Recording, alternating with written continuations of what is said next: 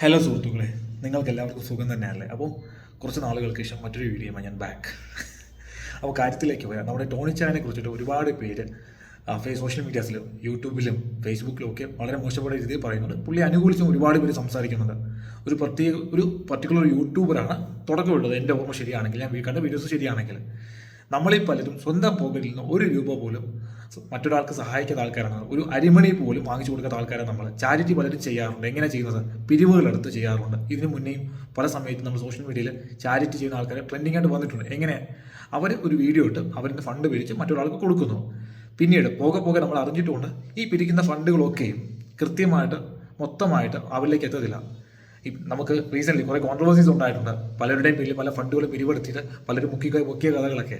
പക്ഷേ ഇവിടെ ടോണി ചായൻ ചെയ്യുന്ന എന്താണ്? പുള്ളിക്കാരൻ ജോലി ചെയ്ത്, പുള്ളിക്കാരൻ കച്ചവടം ചെയ്തുണ്ടാക്കുന്ന പുള്ളിയുടെ സ്വന്തം വരുമാനത്തിൽ നിന്ന് ഒരു വിഹിതം എടുത്ത് കഷ്ടപ്പെടുന്ന ആൾക്കാരെ, പാവപ്പെട്ട ആൾക്കാരെ സഹായിക്കുന്നുണ്ട്.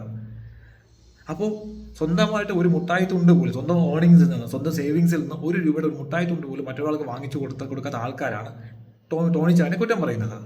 അതൊരു കാര്യം. രണ്ടാമത്തെ കാര്യം എന്താണെന്ന് വെച്ചാൽ, ആ ഒരു വീടിൻ്റെ കേസ് തൊട്ടാ തുടങ്ങുന്നത്. ഇപ്പോൾ ഗവൺമെൻറ് അല്ലെങ്കിൽ ലൈഫ് മിഷൻ എവിടെന്നെങ്കിലും കുറച്ച് കാശ് അവർക്ക് കിട്ടിക്കാണും. ആ കിട്ടിയ 4 അല്ലെങ്കിൽ 5 ലക്ഷം രൂപയ്ക്ക് ഒരിക്കലും ഒരു വീട് തീരത്തില്ല. അത് നമുക്ക് എല്ലാവർക്കും അറിയാം.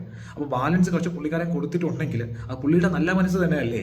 പുള്ളി ചാരിറ്റി ചെയ്ത വീഡിയോസ് ഇടുന്നു എന്ന് പറഞ്ഞിട്ട് പുള്ളി നമ്മളിൽ നിന്ന് ആരോട് പോലും പുള്ളി ഒരു രൂപ പോലും ചോദിച്ചു ഞങ്ങളില്ല, ഇന്ന ആളെ സഹായിക്കാൻ വേണ്ടി നിങ്ങൾ സഹായിക്കോ, അക്കൗണ്ട് നമ്പർ സോ എന്ന് പറഞ്ഞ് ഇട്ടിട്ടില്ല.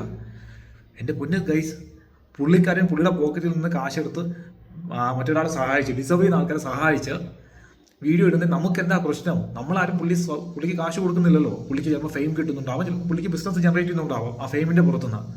ആ കിട്ടുന്ന ലാഭത്തിൻ്റെ ഒരു വിഹിതമാണല്ലോ കൊടുക്കുന്നത്. ചില ആൾക്കാരുണ്ട് പട്ടി പുല്ല് തിന്നെയല്ല പശുവിനോട്ട് തീറ്റിക്കത്തുമില്ല. അമ്മാതിരിയാണ് സോഷ്യൽ മീഡിയയിൽ ചില ആൾക്കാർ ചെയ്യുന്നത്.